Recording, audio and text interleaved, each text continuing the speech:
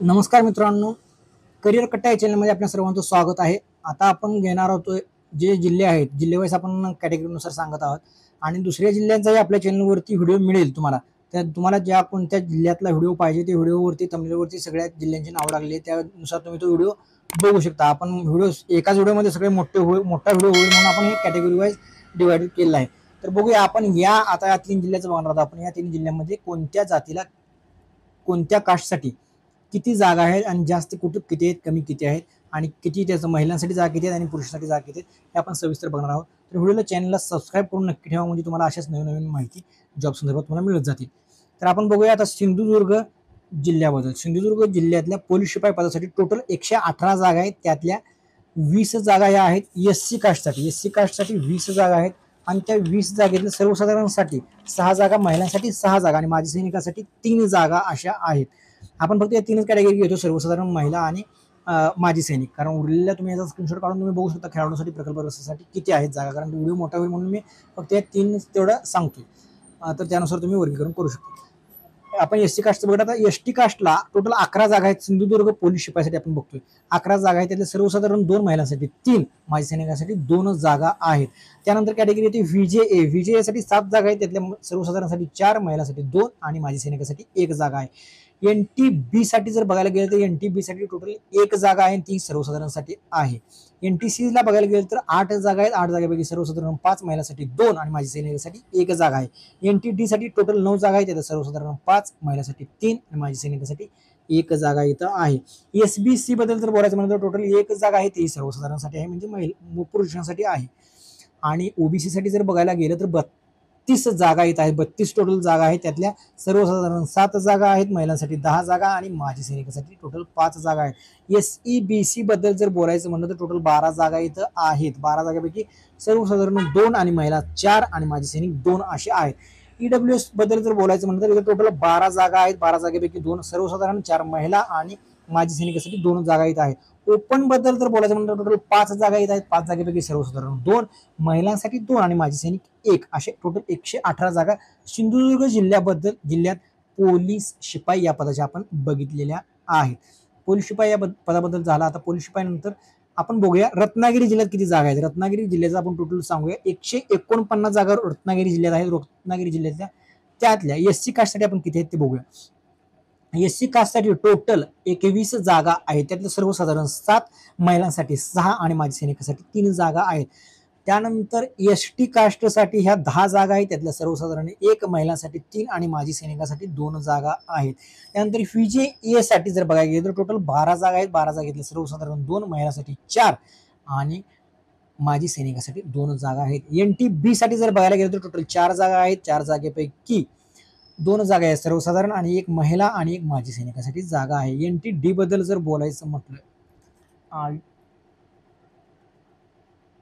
NTC बद्दल आपण आता बोलूया. NTC बद्दल जर बोलायचं म्हणलं टोटल 5 जागा आहेत. 5 जागेपैकी सर्वसाधारण 2, महिलांसाठी 2 आणि माजी सैनिकांसाठी 1 जागा आहे. NTD बद्दल जर बोलायचं म्हणलं तर टोटल 2 जागा आहेत. त्यातल्या 1 जागा सर्वसाधारण, 1 जागा महिलांसाठी आहे. त्यानंतर आपण SBC साठी बोलूया. SBC साठी टोटल 2 जागा आहेत. त्यातल्या महिला 1 आणि सर्वसाधारण 1 अशा आहेत. त्यानंतर ओबीसी साठी बघायला गेलं तर 4 जागा आहेत. 4 पैकी 2 जागा सर्वसाधारण, 1 जागा महिला आणि 1 जागा माजी सैनिकासाठी इथं आहे. त्यानंतर आपण बघूया SEBC साठी टोटल 15 जागा आहेत. त्यातल्या सर्वसाधारण 4, महिलांसाठी 5 आणि माजी सैनिकासाठी 2 जागा आहेत. EWS साठी बघायला गेलं तर टोटल 15 जागा आहेत. त्यातल्या 4, सर्वसाधारण 5 महिलांसाठी आणि 2 जागा ह्या माजी सैनिकासाठी आहे.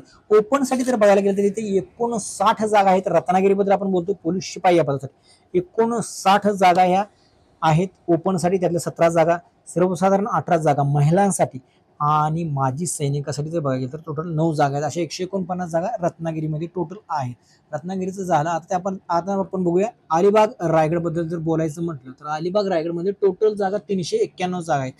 391 मधल्या एससी कास्टसाठी 47 जागा आहेत. त्यातल्या सर्वसाधारण 16 जागा, महिलांसाठी 14 जागा, माजी सैनिकांसाठी 7 जागा आहेत. एसटी कास्टसाठी जर बघायला गेलं तर 27 जागा आहेत टोटल. त्यातल्या 9 जागा आहेत सर्वसाधारणसाठी, महिलांसाठी 8 जागा, माजी सैनिकांसाठी 4 जागा आहेत. व्हीजे साठी जर बघायला गेलं तर टोटल 8 जागा आहेत. सर्वसाधारण 5, महिलांसाठी 2, माजी सैनिकासाठी 1 जागा इथं आहे. NTB बद्दल जर बोलायचं म्हटलं तर 8 जागा आहेत, त्यातल्या 5 जागा आहे सर्वसाधारण, 2 जागा महिलांसाठी, माजी सैनिकासाठी 1 जागा इथं आहे. NTC बद्दल जर बोलायचं म्हटलं तर 14 जागा आहेत, त्यातल्या सर्वसाधारण 4, महिलांसाठी 4, माजी सैनिकासाठी 2 जागा आहे. NTD बद्दल जर आपण बोलायचं म्हटलं तर 5 जागा आहेत, त्यातल्या सर्वसाधारण 2, महिलांसाठी 2, माजी सैनिकासाठी इथं 1 जागा आहे. SBC कॅटेगरीसाठी इथं 6 जागा आहेत, त्यातल्या सर्वसाधारण 3, महिलांसाठी 2 जागा आणि माजी सैनिकासाठी इथं 1च जागा आहे. OBC साठी जर बघायला गेलं तर 59 जागा आहेत. अलिबाग रायगड बद्दल आपण पोलीस शिपाई बद्दल बोलतो, त्यातल्या 59 जागा ह्या OBC साठी आहेत, त्यातल्या सर्वसाधारण 17, महिलांसाठी 18 जागा आणि माजी सैनिकासाठी टोटल 9 अशा जागा इथं आहेत. त्यानंतर SEBC साठी जर बघायला गेलं तर 40 जागा आहेत, त्यातल्या 12 जागा सर्वसाधारण, 12 जागा महिलांसाठी आणि ज्या दुसरी जागा आहे ती 6 जागा माजी सैनिकासाठी आहे. EWS बद्दल जर आपण बोलायचं म्हटलं,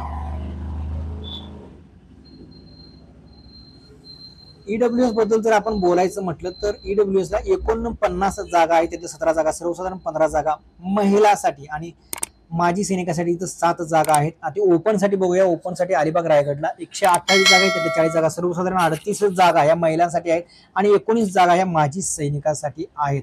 आपण हे बघितलं अलिबाग रायगड बद्दल आपण बोलत होतो. ह्या सर्व आता आपण 3 जिल्ह्याबद्दल बोललो. उरलेले जिल्हे ही तुम्हाला आमच्या चॅनलवरती जाऊन बघा. उरलेल्या जिल्ह्याबद्दल हे आपण सर्व माहिती अशी सविस्तर दिलेली आहे. त्यामुळे तुम्हाला ज्या जिल्ह्यात भरायचं आहे त्या जिल्ह्याची आपण नाव टाकलेली आहे, त्या जिल्ह्यानुसार तुम्ही बघून तुमच्या कास्टला किती जागा आहेत आणि तुम्हाला कुठे योग्य वाटते ते तिथं तुम्ही फॉर्म भरू शकता.